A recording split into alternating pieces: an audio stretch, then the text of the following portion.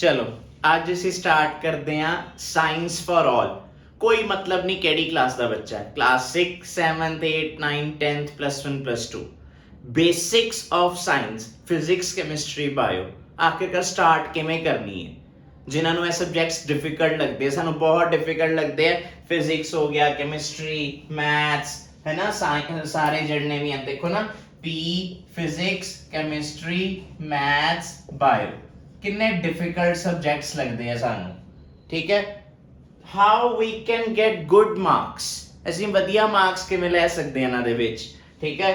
So starting with ਹਾਲੇ maths ਨੂੰ ਕਰਦੇ ਹਾਂ ਸਾਈਡ ਤੇ, ਉਹਨੂੰ ਇੱਕ ਅਲੱਗ ਵੀਡੀਓ ਦੇ ਵਿੱਚ ਕਵਰ ਕਰਾਂਗੇ। ਅੱਜ ਗੱਲ ਕਰਦੇ ਹਾਂ ਫਿਜ਼ਿਕਸ ਕੈਮਿਸਟਰੀ ਬਾਇਓ ਦੀ, ਠੀਕ ਹੈ। अच्छा, फिजिक्स केमिस्ट्री बायो ਨੂੰ ਸਮਝਣ ਲਈ ਸਭ ਤੋਂ ਪਹਿਲੇ ਇੱਕ ਟਰਮ ਹੈ ਮੈਟਰ। ਫਿਜ਼ਿਕਸ 'ਚ ਵੀ ਆਏਗੀ, ਕੈਮਿਸਟਰੀ 'ਚ ਵੀ ਆਏਗੀ ਤੇ ਬਾਇਓ 'ਚ ਸੈੱਲ ਦੀ ਤਰ੍ਹਾਂ ਆਏਗੀ। ਮੈਟਰ, ਮੈਟਰ ਕੀ ਹੈ? ਐਨੀਥਿੰਗ ਵਿਚ occupies space and has mass is known as matter। ਜਿਹੜੀ ਵੀ ਚੀਜ਼ ਦੁਨੀਆ ਦੇ ਉੱਤੇ ਜਗ੍ਹਾ ਘੇਰ ਰਹੀ ਹੈ, ਕੁਝ ਵੀ ਜਗ੍ਹਾ ਘੇਰ ਰਹੀ ਹੈ, ਚਾਹੇ ਥੋੜੀ ਚਾਹੇ ਜ਼ਿਆਦਾ, that doesn't matter।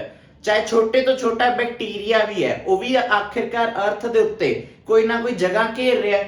So that occupies space and has mass, ਉਹਦਾ ਕੁਝ ਆਪਣਾ ਭਾਰ ਵੀ ਹੋਣਾ ਚਾਹੀਦਾ, ਠੀਕ ਹੈ। ਉਹੋ ਜੇ ਹਰ ਚੀਜ਼ ਨੂੰ ਅਸੀਂ ਕੀ ਕਹਿ ਰਹੇ ਹਾਂ? ਮੈਟਰ ਕਹਿ ਰਹੇ ਹਾਂ। ਐਨੀਥਿੰਗ ਵਿਚ occupies space and has mass is known as matter, ठीक है। ਹੁਣ मैटर ਜਿਹੜਾ ਹੈ ਕਿਸ ਚੀਜ਼ ਤੋਂ ਬਣਿਆ? मैटर ਬਣਿਆ M for matter, matter ਬਣਿਆ ਜੀ M for molecules ਤੋਂ।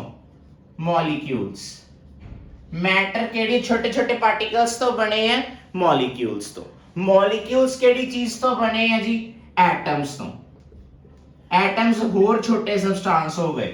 ਮੈਟਰ ਨੂੰ ਤੋੜਿਆ ਬਨੇ ਮੋਲੀਕਿਊਲਸ ਲੱਭ ਗਏ, ਮੋਲੀਕਿਊਲਸ ਨੂੰ ਤੋੜਿਆ ਐਟਮਸ ਲੱਭ ਗਏ, ਠੀਕ ਹੈ। ਅਸੀਂ ਗੱਲ ਕਰਦੇ ਹਾਂ ਨਾ ਸੋਲਿਡ, ਲਿਕੁਇਡ ਤੇ ਗੈਸਸ ਦੀ, ਹੈ ਨਾ।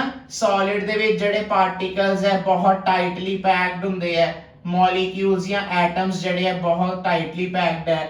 ਲਿਕੁਇਡ ਦੇ ਵਿੱਚ ਥੋੜੀ ਥੋੜੀ ਸਪੇਸਿਸ ਹੈ, ਦੈਟਸ ਵਾਈ ਉਹਨਾਂ ਦੀ ਸਟੇਟ ਇਦਾਂ ਦੀ ਹੈ। ਤੇ ਗੈਸਸ ਦੇ ਵਿੱਚ ਬਹੁਤ ਜ਼ਿਆਦਾ ਸਪੇਸ ਹੈ। ਇਹੀ ਚੀਜ਼ਾਂ ਪੜ੍ਹਦੇ ਆ ਨਾ, ਸੋਲਿਡ, ਲਿਕੁਇਡ, ਗੈਸ। ਤੇ ਅਸੀਂ ਮੋਲੀਕਿਊਲਸ ਜਾਂ ਐਟਮਸ ਦੀ ਗੱਲ ਕਰ ਰਹੇ ਹੁੰਨੇ ਆ, ਕਿਉਂਕਿ ਜਿਹੜਾ ਮੈਟਰ ਹੈ 3 ਸਟੇਟਸ ਆਫ ਮੈਟਰ ਹੈ। ਜਾਂ ਤੇ ਕੋਈ ਦੁਨੀਆ ਤੇ ਚੀਜ਼ ਸੋਲਿਡ ਹੈ ਜਾਂ ਲਿਕੁਇਡ ਹੈ ਤੇ ਜਾਂ ਗੈਸ ਹੈ, ਇਸ ਤੋਂ ਇਲਾਵਾ ਤੇ ਕੋਈ ਚੀਜ਼ ਨਹੀਂ ਹੈ ਨਾ। ਸੋ ਮੈਟਰ ਜਿਹੜਾ ਕਿ ਜਗ੍ਹਾ ਘੇਰ ਰਿਹਾ ਤੇ ਜਿਹਦਾ ਕੋਈ ਆਪਣਾ ਭਾਰ ਹੈ, ਉਹ 3 ਤਰ੍ਹਾਂ ਦਾ ਹੋ ਸਕਦਾ, ਸੋਲਿਡ, ਲਿਕੁਇਡ ਜਾਂ ਗੈਸ। ਹੁਣ ਇਹ ਸੋਲਿਡ, ਲਿਕੁਇਡ, ਗੈਸ ਬਣੇ ਕਿਹੜੀ ਚੀਜ਼ਾਂ ਤੋਂ ਹੈ? ਮੋਲੀਕਿਊਲਸ ਤੋਂ। ਮੋਲੀਕਿਊਲਸ ਕਿਹੜੀ ਚੀਜ਼ਾਂ ਤੋਂ ਬਣੇ ਹੈ? ਐਟਮਸ ਤੋਂ। ਇੰਨੀ ਗੱਲ ਕਲੀਅਰ ਹੋ ਗਈ ਸਾਰਿਆਂ ਨੂੰ? ਐਟਮਸ ਤੱਕ ਕਹਾਣੀ ਹੋ ਗਈ, ਠੀਕ ਹੈ ਨਾ। ਹੁਣ ਜੇ ਐਟਮਸ ਤੱਕ ਪਤਾ ਲੱਗ ਗਿਆ ਕਿ ਐਟਮਸ ਤੱਕ ਚੀਜ਼ ਟੁੱਟ ਸਕਦੀ ਹੈ, ਕੀ ਐਟਮ ਵੀ ਟੁੱਟ ਸਕਦਾ ਹੈ? ਐਟਮ ਤੋਂ ਵੀ ਛੋਟੇ ਪਾਰਟੀਕਲਸ ਐਗਜ਼ਿਸਟ ਕਰਦੇ ਹੋਣਗੇ। ਦੇਖੋ ਸਟਾਰਟਿੰਗ ਕਿਵੇਂ ਕਰੀ? ਮੈਟਰ ਸਟਾਰਟ, ਉਸ ਤੋਂ ਬਾਅਦ ਤੋੜਿਆ ਮੋਲੀਕਿਊਲਸ ਤੋੜੇ ਐਟਮਸ ਟੁੱਟੇ ਅਗੇਨ। ਐਟਮਸ ਤੋਂ ਵੀ ਛੋਟੇ ਪਾਰਟੀਕਲਸ ਹੁੰਦੇ। ਐਟਮਸ ਕਿਹੜੀ ਚੀਜ਼ਾਂ ਤੋਂ ਬਣਦੇ ਆ? Electrons, protons and neutrons. ਇਹ ਵਾਲੇ ਪਾਰਟੀਕਲਸ ਤੋਂ ਬਣੇ। Electrons negatively charged, protons positively charged, neutrons neutral, no charge. Matter बनया मॉलिक्यूल्स तो, मॉलिक्यूल्स बने एटम्स तो, एटम्स बने इलेक्ट्रॉन्स, प्रोटॉन्स ते न्यूट्रॉन्स, ठीक है। इन्नी गल ते समझ आ रही है सारिਆਂ ਨੂੰ? ਜਦੋਂ ਵੀ ਸਾਨੂੰ ਕੋਈ ਐਟਮ ਦੀ ਗੱਲ ਕਰਦਾ ਹੈ ਕਿ ਐਟਮ ਇਲੈਕਟ੍ਰॉन्स, ਪ੍ਰੋਟॉन्स ਤੇ ਨਿਊਟਰॉन्स ਤੋਂ ਬਣੇ ਹੈ, ਹਮੇਸ਼ਾ ਇੱਕ ਚੀਜ਼ ਯਾਦ ਰੱਖਣੀ ਹੈ ਕਿ ਐਟਮ ਦੇ ਵਿੱਚ ਨਾ ਇਹਦੇ ਤੇ ਕੋਈ ਚਾਰਜ ਨਹੀਂ ਹੈ, ਇਹਨੂੰ ਅਸੀਂ ਕਰ ਦਿੰਦੇ ਹਾਂ ਸਾਈਡ ਤੇ, ਨਿਊਟਰॉन्स ਨੂੰ। ਮੇਨ ਗੱਲ ਆ ਗਈ ਇਲੈਕਟ੍ਰॉन्स ਤੇ ਪ੍ਰੋਟॉन्स ਦੀ। ਇਹ ਦੋਵੇਂ ਇਕੁਅਲ ਹੋਣੇ ਚਾਹੀਦੇ ਆਪਸ ਦੇ ਵਿੱਚ, ਇਹ ਦੋਵੇਂ ਇਕੁਅਲ ਹੋਣੇ ਚਾਹੀਦੇ। ਕਿਸੇ ਵੀ ਐਟਮ ਦੀ ਗੱਲ ਕਰੀਏ, ਐਟਮ ਇਜ਼ ਆਲਵੇਜ਼ ਇਲੈਕਟ੍ਰੀਕਲੀ ਨਿਊਟਰਲ ਹੁੰਦਾ। ਇਹਦਾ ਰੀਜ਼ਨ ਇਹ ਹੁਣ ਬੋਰਡ ਐਗਜ਼ਾਮਸ 'ਚ ਬਹੁਤ ਵਾਰ ਪੁੱਛਿਆ ਜਾਂਦਾ ਹੈ ਕੁਐਸਚਨ ਕਿ ਐਟਮ ਇਲੈਕਟ੍ਰੀਕਲੀ ਨਿਊਟਰਲ ਕਿਉਂ ਹੈ, ਕਿਉਂਕਿ ਇਲੈਕਟ੍ਰੋਨ ਜਿੰਨੇ ਉਹਦੇ 'ਚ ਇਲੈਕਟ੍ਰॉन्स ਹੋਣਗੇ ਉਨੇ ਹੀ ਪ੍ਰੋਟੋਨਸ ਹੋਣਗੇ, ਜਿੰਨੇ 네ਗੇਟਿਵ ਚਾਰजेस ਹੋਣਗੇ ਉਨੇ ਹੀ ਪੋਜ਼ਿਟਿਵ ਚਾਰजेस ਹੋਣਗੇ, ਦੇ ਸ਼ੁੱਡ ਬੀ ਇਕੁਅਲ। ਤਾਂ ਕਰਕੇ ਐਟਮ ਹਮੇਸ਼ਾ ਇਲੈਕਟ੍ਰੀਕਲੀ ਨਿਊਟਰਲ ਹੈ। ਕੁਝ ਹੋਰ ਟਰਮਸ ਨੂੰ ਦੇਖ ਲੈਂਦੇ ਆ ਨਾਲ ਨਾਲ, ਠੀਕ ਹੈ, ਤਾਂ ਕਿ ਇਹਨੂੰ ਹੋਰ ਅੱਛੀ ਤਰ੍ਹਾਂ ਅਸੀਂ ਇਹਨੂੰ ਕਨਸੈਪਟ ਨੂੰ ਕਲੀਅਰ ਕਰ ਦਈਏ। देखो हुन एटम्स जो बन गए, मॉलिक्यूल्स बन गए, एटम्स बन गए, इलेक्ट्रॉन्स प्रोटॉन्स पता लग गए, ठीक है। हुन साइंस नू पढ़न दे लई साइंटिस्ट्स ने की कीता, एक टेबल भी बनाता, एक टेबल बनाता स्टडी करन लई, टेबल, ठीक है। उस टेबल का नाम रखा मॉडर्न पीरियोडिक टेबल, नाम रखता मॉडर्न पीरियोडिक टेबल। हुन उस एलिमेंट्स नु कवर स्टडी करन लई जेडे एटम्स ते मॉलिक्यूल्स है, मैटर है ना, मैटर दा एक नाम दे दिता एलिमेंट्स, ठीक है। जेडी ऑक्सीजन है, जिवें हुन ऑक्सीजन असीं साह लै रहे हैं, कार्बन डाइऑक्साइड रिलीज हो रही है, ठीक है, सारी गैसेस है, ठीक है ना। Gold, silver, mercury, bromine, chlorine, ठीक है ना, आयोडीन, नमक, सोडियम क्लोराइड, यह सारिया चीज़ां की है, यह सारे कैमिकल्स की है, ठीक है। यह सारा कुछ आया इस टेबल चों, मॉडर्न पीरियोडिक टेबल चों। मॉडर्न पीरियोडिक टेबल दे विच साडे कोल अप्रॉक्सीमेटली 118 एलिमेंट्स प्रेजेंट है, 118 एलिमेंट्स।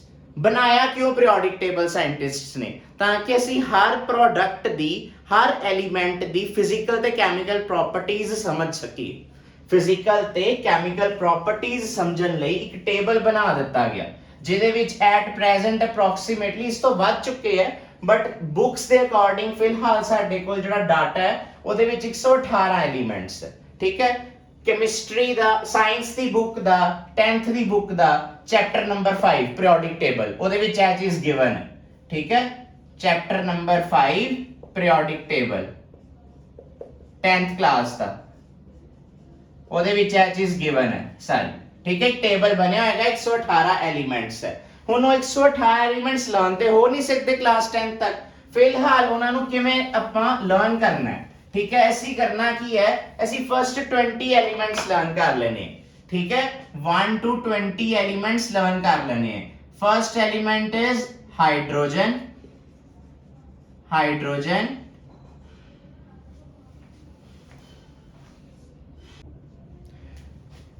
मैं बार बार सेम चीज रिपीट नहीं करना चाहता सी, अगे भी बहुत वीडियोस दे विच मैं 20 एलिमेंट्स बारे इंफॉर्मेशन दे चुका, सो मैं ऐसे ही पहले ही सारे बोर्ड ते लिखते हैं 20 दे 20 एलिमेंट्स।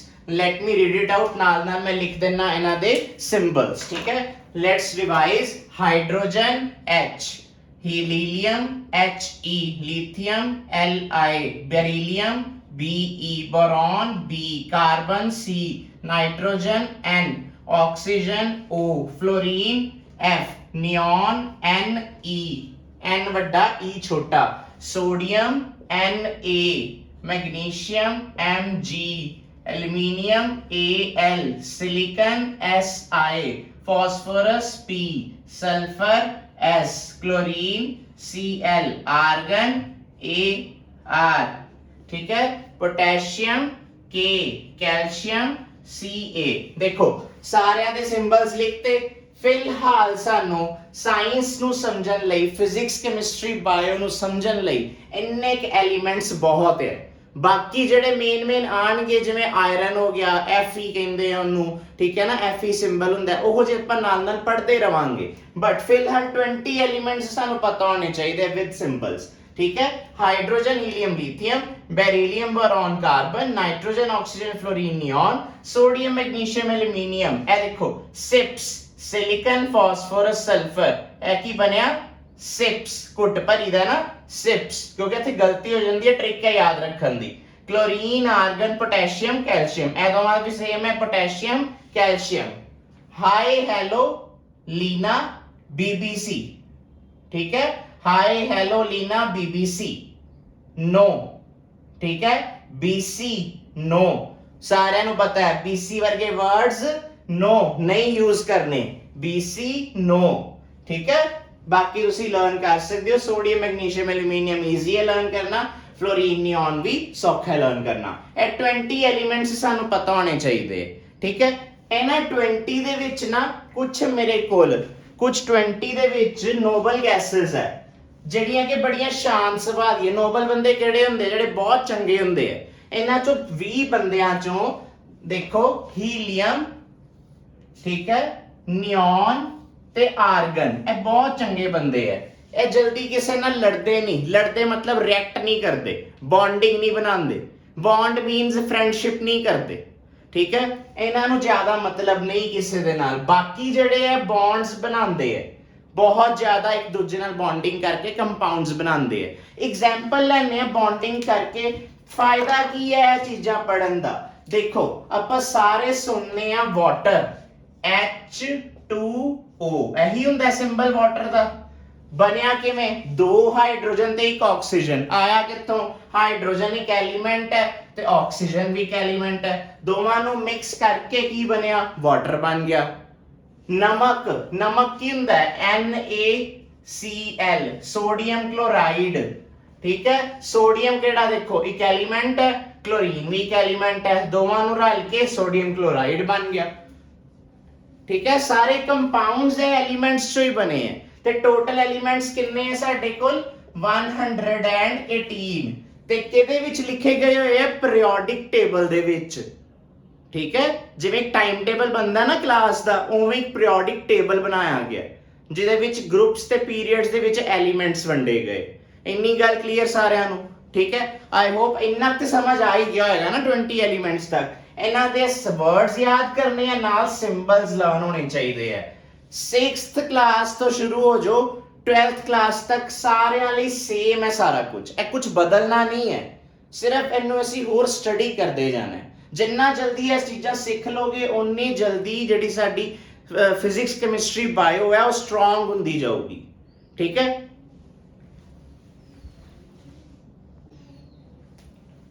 ਬਾਕੀ ਐਲੀਮੈਂਟਸ ਪੜ੍ਹ ਲਏ ਆਪਾਂ, ਠੀਕ ਹੈ ਨਾ। ਸਟਾਰਟਿੰਗ ਕਿੱਥੋਂ ਕੀਤੀ ਸੀ? ਮੈਟਰ ਤੋਂ।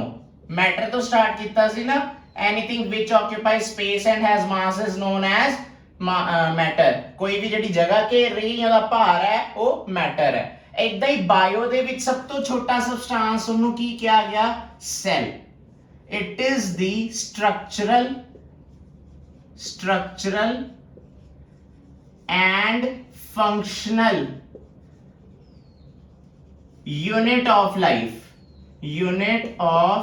लाइफ साडी जिंदगी, साडी लाइफ जिहड़ी साडी बॉडी है, लाइफ इत्थे साडी बॉडी है ना, वो एक जिवें एक घर है, वो एक ब्रिक तो बनदा ना, एक इट तो बनदा। घर इन्ना वड्डा घर, ओदा सब तो छोटा यूनिट की है? ब्रिक, इट ना। ओदां ही सैल इज दी स्ट्रक्चरल, एक ते शेप दिंदा साडे सारे ऑर्गन्स नू, नाल फंक्शन दिंदा, कोई फंक्शन प्रोवाइड करता है। किडनीज का अपना फंक्शन है, लिवर का अपना फंक्शन है, हार्ट का अपना, ब्रेन का अपना, हर चीज का अपना अपना फंक्शन है, ठीक है ना। इदा ही सैल्स मिल के वखरे वखरे स्ट्रक्चर्स बनाते हैं बॉडी दे विच, ते हर स्ट्रक्चर का अपना फंक्शन है। डाइजेशन करना, एक्सक्रीशन करना, रेस्पिरेशन करना, ब्रीदिंग करना, ठीक है। So this is the cell is the unit of life. So bio भी नाल अटैच हो गई। सो सारे ब्रांचेस है, फिजिक्स केमिस्ट्री बायो साइंस दियां ब्रांचेस है। सानू वख-वख तरह पढ़नियां पैणगियां। जिहड़ी साडी क्लास 10th दी बुक है साइंस दी, ठीक है ना, क्लास 10th दी जिहड़ी बुक है साइंस दी या 9th दी बुक है, ਉਹਦੇ ਵਿੱਚ ਵੀ ਚੈਪਟਰਸ ਇਦਾਂ ਹੀ ਜਿਵੇਂ ਇੱਥੇ 16 ਚੈਪਟਰਸ ਗਿਵਨ ਹੈ, ਇਦਾਂ ਹੀ ਮਿਕਸ ਕੀਤੇ ਹੁੰਦੇ ਆ। ਫਰਸਟ 5 ਚੈਪਟਰ ਕੈਮਿਸਟਰੀ, ਫਿਰ ਬਾਇਓ, ਫਿਰ ਫਿਜ਼ਿਕਸ, ठीक है, इदा मिक्स किए होंगे है। सो इन्ना क बेस पहले क्लीयर होना चाहिए सारिਆਂ ਨੂੰ कि जिवें असीं मैटर की गल करी उवें सैल की गल कर रहे हैं, ठीक है ना। सेंस ऑर्गन्स पता ना सारिਆਂ ਨੂੰ। सेंस ऑर्गन्स की करदी हैं? सेंस करदी हैं nose smell, tongue taste, ear hearing, eyes seeing, ठीक है ना। सेंस कर रही है ना किसी भी चीज नू, किसी चीज नू टच कर रहे हैं, सेंस कर रहे हैं, ठीक है ना। सो सेंस ऑर्गन्स ते उदा ही सैल्स स्ट्रक्चर ते फंक्शन दिंदे आ, unit of life structural and functional unit of life. जिवें घर एक इट तो बनदा है, बॉडी एक सैल तो बनदी है।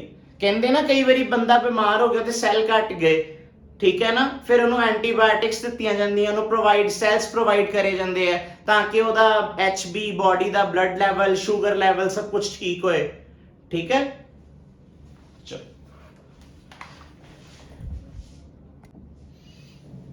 ਹੁਣ ਇੰਨਾ ਕੁ ਬੇਸ ਕਰਨ ਤੋਂ ਬਾਅਦ, ਠੀਕ ਹੈ, ਇੰਨਾ ਕੁ ਬੇਸ ਕਰਨ ਤੋਂ ਬਾਅਦ ਵਾਰੀ ਆਂਦੀ ਹੈ ਕਿ ਅਸੀਂ ਵਧੀਆ ਮਾਰਕਸ ਕਿਵੇਂ ਲੈਣੇ ਆ, ਠੀਕ ਹੈ। ਸੋ NCERT ਬੁੱਕਸ ਦੀ ਗੱਲ ਕਰੀਏ, ਸਭ ਤੋਂ ਪਹਿਲੇ ਸਟਾਰਟ ਕਰਨਾ ਪਏਗਾ NCERT ਬੁੱਕਸ ਤੋਂ। ਕਲਾਸ 8th 9th 10th +1 +2, ਚਾਹੇ ਉਹ ਐਂਟਰੈਂਸ ਐਗਜ਼ਾਮਸ ਦੀ ਤਿਆਰੀ ਹੋ ਰਹੀ ਹੈ ਚਾਹੇ ਨਾਰਮਲ ਕਲਾसेस ਹੈ, ਜੋ ਵੀ ਅਸੀਂ ਕਰਨਾ ਸਟਾਰਟਿੰਗ NCERT ਬੁੱਕ ਤੋਂ ਕਰਨੀ ਹੈ। NCERT book the each and every line ਪੜ੍ਹਨੀ ਹੈ ਧਿਆਨ ਦੇ ਨਾਲ, ਈਚ ਐਂਡ ਐਵਰੀ ਲਾਈਨ ਨੂੰ ਪੜ੍ਹਨਾ ਤੇ ਅੰਡਰਸਟੈਂਡ ਕਰਨਾ, ਠੀਕ ਹੈ। 99% ਕੁਐਸਚਨ ਸਾਡੇ ਇੰਨੇ ਨਾਲ ਹੀ ਸੋਲਵ ਹੋ ਜਾਣੇ, ਠੀਕ ਹੈ। ਵੀ ਆਰ ਹੈਵਿੰਗ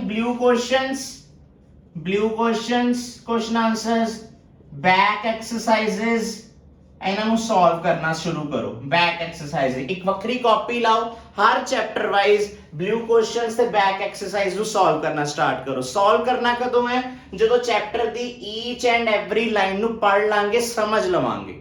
ਇਹ ਸਾਰੇ ਸਬਜੈਕਟਸ ਲਈ ਹੈ, ਫਿਜ਼ਿਕਸ, ਕੈਮਿਸਟਰੀ, ਬਾਇਓ, ਮੈਂ ਤਿੰਨੋਂ ਸਾਇੰਸਿਸ ਲਈ ਕਹਿ ਰਿਹਾ, ਠੀਕ ਹੈ। ਚਾਹੇ ਕੋਈ ICSE ਬੋਰਡ ਦਾ ਹੈ, ਉਹਦੇ ਲਈ ਤਿੰਨ ਵੱਖਰੇ ਵੱਖਰੇ ਸਬਜੈਕਟ ਹੈ, CBSE ਲਈ ਇਕੱਠੀ ਸਬਜੈਕਟ ਹੈ, ਇਕੱਠੀ ਬੁੱਕ ਹੈ, ਠੀਕ ਹੈ। ਪੰਜਾਬ ਬੋਰਡ ਦੇ ਲਈ ਵੀ ਇਕੱਠੀ ਬੁੱਕ ਹੈ। ਸੋ ਸਾਨੂੰ ਪੜ੍ਹਨਾ ਹੈ, ਅਸੀਂ ਹਰ ਲਾਈਨ ਨੂੰ ਧਿਆਨ ਨਾਲ ਪੜ੍ਹਨਾ ਹੈ। ਕੋਈ ਵਰਡ ਨਹੀਂ ਸਮਝ ਆਉਂਦਾ, ਇੰਟਰਨੈਟ ਕੋਲ ਹੈ, ਜਾਂ ਕਮੈਂਟਸ ਦੇ ਵਿੱਚ ਕਮੈਂਟ ਕਰ ਦਿਓ ਤੇ ਜਾਂ ਡਿਕਸ਼ਨਰੀ ਜਾਂ ਕਿਸੇ ਆਨਲਾਈਨ ਦੱਸਿਓ ਉਸ ਵਰਡ ਦਾ ਮਤਲਬ ਚੈੱਕ ਕਰੋ, ਕੀ ਵਰਡ ਦਾ ਮਤਲਬ ਕੀ ਹੈ, ਠੀਕ ਹੈ। ਹਰ ਚੀਜ਼ ਨੂੰ ਚੰਗੀ ਤਰ੍ਹਾਂ ਸਮਝਣਾ ਸਟਾਰਟ ਕਰੋ। Surely you will get good marks, ਤੁਹਾਡੇ ਵਧੀਆ ਮਾਰਕਸ ਆਣਗੇ, ਕੋਈ ਨਹੀਂ ਰੋਕ ਸਕਦਾ ਵਧੀਆ ਮਾਰਕਸ ਨਾ ਆਉਣ ਤੋਂ, ਠੀਕ ਹੈ। ਆਪਣੇ ਆਪ ਮਾਰਕਸ ਪਿੱਛੇ ਪਿੱਛੇ ਆਣਗੇ, ਤੁਸੀਂ ਬਸ ਹਰ ਲਾਈਨ ਨੂੰ ਤੇ ਹਰ ਵਰਡ ਨੂੰ ਧਿਆਨ ਨਾਲ ਪੜ੍ਹਨਾ, ਠੀਕ ਹੈ ਜੀ। ਬੋਰ ਨਹੀਂ ਹੋਣਾ, ਇੰਟਰਸਟ ਕ੍ਰੀਏਟ ਕਰਨਾ ਹੈ। ਇਦਾਂ ਨਹੀਂ ਲੱਗਣਾ ਚਾਹੀਦਾ ਕਿ ਆਪਾਂ ਬੋਰ ਹੋ ਗਏ ਆ ਚੀਜ਼ਾਂ ਤੋਂ, ਠੀਕ ਹੈ। ਹੁਣ ਦੇਖੋ ਗੱਲ ਕਰਦੇ ਆ ਕਿ ਮੈਂ ਕਿਵੇਂ ਹੈਲਪ ਕਰਾਂਗਾ। ਹੁਣ ਅਸੀਂ ਹਰ ਚੈਪਟਰ ਦੀਆਂ ਬੈਕ ਐਕਸਰਸਾਈਜ਼ਸ ਤੇ ਬਲੂ ਕੁਐਸਚਨ ਆਨਸਰ ਸੋਲਵ ਕਰਨੇ ਸਟਾਰਟ ਕਰ ਦਾਂਗੇ, ਠੀਕ ਹੈ, ਕਲਾਸ ਬਾਈ ਕਲਾਸ, ਠੀਕ ਹੈ। ਹਰ ਸੈਸ਼ਨ ਦੇ ਵਿੱਚ ਇੱਕ ਚੈਪਟਰ ਦੀਆਂ ਬੈਕ ਐਕਸਰਸਾਈਜ਼ਸ ਤੇ ਬਲੂ ਕੁਐਸਚਨਸ ਡਿਸਕਸ ਕਰ ਲਿਆ ਕਰਾਂਗੇ, ਠੀਕ ਹੈ। So that we can achieve good marks. ਕੁਝ ਐਫਰਟਸ ਤੁਸੀਂ ਕਰਨੇ ਆ, ਕੁਝ ਜ਼ਿਆਦਾ ਐਫਰਟਸ ਮੈਂ ਵੀ ਕਰਨੇ ਆ, ਠੀਕ ਹੈ। ਤੁਹਾਡੀ ਸੈਲਫ ਸਟੱਡੀ ਨੇ ਤੇ ਮੇਰੀ ਕੁਝ ਥੋੜੀ ਗਾਈਡੈਂਸ ਨੇ ਸਾਨੂੰ ਵਧੀਆ ਮਾਰਕਸ ਦੇ ਵੱਲ ਲੈ ਜਾਣਾ ਹੈ, ਠੀਕ ਹੈ। So we can collectively get good marks.